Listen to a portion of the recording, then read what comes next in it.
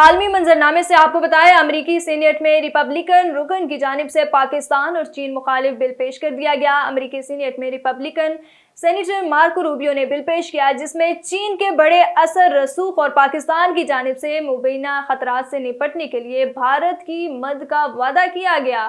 بل میں بھارت کے ساتھ اسرائیل، کوریا، جاپان اور نیٹو جیسے اتحادیوں کی طرف سے برتاؤ پر زور دیا گیا ہے۔ برطانیہ نے اسرائیلی وزیر اعظم اور وزیر دفاع کی گرفتاری کے لیے عالمی عدالت سے جاری وارنٹ کے خلاف دائر درخواست واپس لینے کا اعلان کر دیا۔ غیر ملکی میڈیا رپورٹس کے مطابق برطانیہ میں نئی حکومت نے سابق حکومت کی جانب سے اسرائیل کے وزیر اعظم نیتن یاہو اور وزیر دفاع کی گرفتاری کے لیے عالمی عدالت کے جاری وارنٹ کے خلاف دائر درخواست واپس لینے کا اعلان کر دیا۔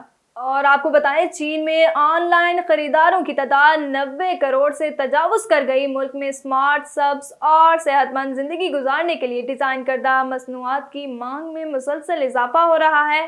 مزید تفصیلات بیجنگ سے شاہد افراز خان کی اس رپورٹ میں۔ چین کی جانب سے آن لائن کھپت کے بارے میں تازہ ترین معلومات کی حامل ایک سرکاری بلیو بک سے پتہ چلتا ہے کہ ملک میں 900 ملین سے زائد افراد یا چین کی 1.4 بلین کی آبادی کا 64.3% آن لائن خریداری کرتے ہیں، جو اس بات کا اشارہ ہے کہ ڈیجیٹل کھپت ملک کی طلب کو بڑھانے اور اعلیٰ معیار کی معاشی ترقی کو فروغ دینے کے لیے ملک کا ایک اہم انجن بن چکی ہے۔ بلیو بک کے مطابق سمارٹ، سبز اور صحت مند زندگی گزارنے کے لیے ڈیزائن کردہ مصنوعات کی مانگ میں اضافہ ہو رہا ہے۔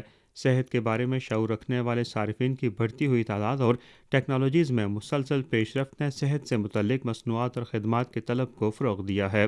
انٹرنیٹ اور دیگر ڈیجیٹل ٹیکنالوجیز نے متعلقہ صنعتوں کو زیادہ ڈیجیٹلائز، زیادہ ذہین اور سبز بنا دیا ہے۔ بلیو بک سے پتہ چلتا ہے کہ ملک میں 1990 اور 2000 کی دہائی میں پیدا ہونے والے افراد، بزرگ شہری، خواتین شہری اور دیہی باشندے آن لائن خریداری کی تیزی سے طاقتور قوتیں بن کر ابھرے ہیں۔ اسی طرح انٹرنیٹ نے سلور اکانومی یا بزرگوں کی معیشت سے متعلق عملی طور پر ایک ڈیجیٹل ونگ قائم کیا ہے۔ چین میں اس وقت آن لائن کھپت ڈیجیٹل معیشت کو ترقی دینے کی نمایاں قوت بن چکی ہے۔ Shahid Afraz Khan, A1 TV، Beijing.